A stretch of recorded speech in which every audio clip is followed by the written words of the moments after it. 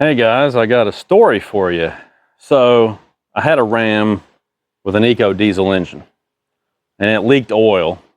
The new Generation 3 EcoDiesel, the one that's supposedly 80% new, all of the issues from the prior generation are solved. Well, it leaked oil. Now in the Ram, the engine bay is huge, so there's lots of room to get down in there and work, and it's still a pretty tough job. You got to take the valve covers off, injectors and rails and the whole 9 yards so that you have access. But they got it done and did a good job on it. Never leaked anymore after that. About 18 months later, I decided I wanted to go back to a Jeep Gladiator because that same engine was now available in the Jeep. I really love the Jeep truck, but I really love the diesel engine. Perfect combination, right? So I went and I ordered a Gladiator EcoDiesel.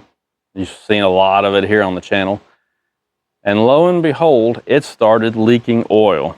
Now in the Jeep, the engine bay is super tight with the diesel. They've shoehorned that diesel engine in there, super tight. So it's really hard to get in there and work on the Jeep. And I knew that it was going to be tough to fix the oil leak on that one.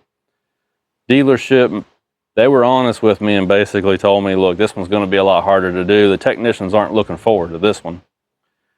So a week went by, and then 2 weeks went by, and then 3 weeks went by, and it still wasn't fixed, no ETA, and I gotta have a truck. I use my truck every week, even for basic chores around here.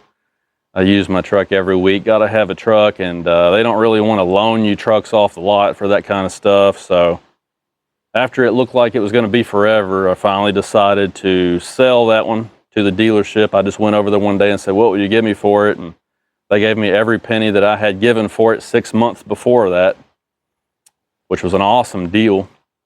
So I sold it to them and I moved on. Well, it's been about 7 months now, and the people who bought that Jeep, by the way, the dealership turned around and resold it very quickly, as you can imagine, because it was an awesome Jeep. Gladiator, hydro blue, you know, all the options I had on it, the diesel. Pretty awesome truck. So they turned around and sold it very rapidly. But anyway, those people who got it, they texted me a few days ago and they said that they were pulling a small utility trailer and they were merging onto the Western Kentucky Parkway, and it caught fire on them. So they sent me a little video, a cell phone video of it, and you could see, I'll show you a really grainy picture here in this video. But you can see the flame down there. Looked like it was below the oil filter housing. And, you know, if it was, obviously it's a diesel engine, but if it had been gasoline, you know, it would have went woof. You know, gasoline fires go up extremely rapidly.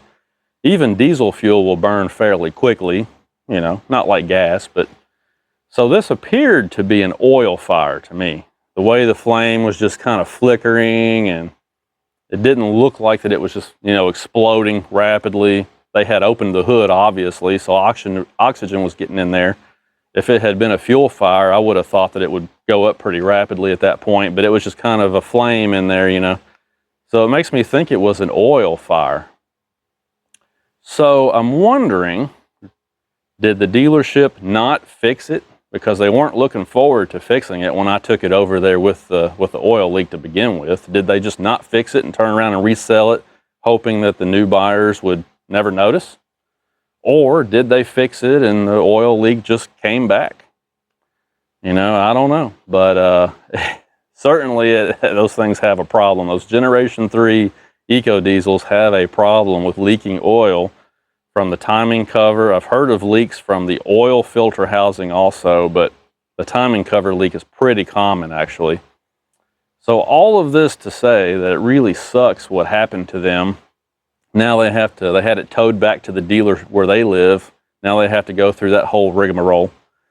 So if you've got one of those Generation 3 EcoDiesels, which would be 2020 Ram and newer, and I guess 2021 Jeep Gladiator and newer, and also they put them in the Wrangler, of course. If you've got one of those engines, you might want to really keep a close eye up underneath of it. If you see signs of it being wet under there, you see oil dripping off of bolt heads, or you see signs of it being wet up under the engine from oil film, you need to keep a close eye on that. And if you see it leaking, go ahead and get it fixed. Take it to your dealer and get it fixed, because you don't want to let it continue to go on. They do tend to get worse and worse and worse, you know, if you let them go. So FYI on that, just wanted to give you a heads up.